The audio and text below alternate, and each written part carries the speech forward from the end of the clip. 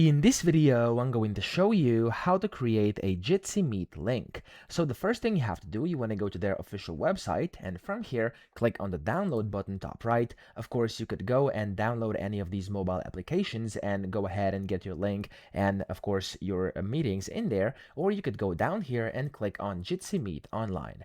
Now from here, you'll be able to then create your meeting link. So this is going to be your link here. You can go ahead and type it in whatever you want. I'm going to do instant how to, which is the name of the channel you are currently watching, and I'm going to click on start meeting.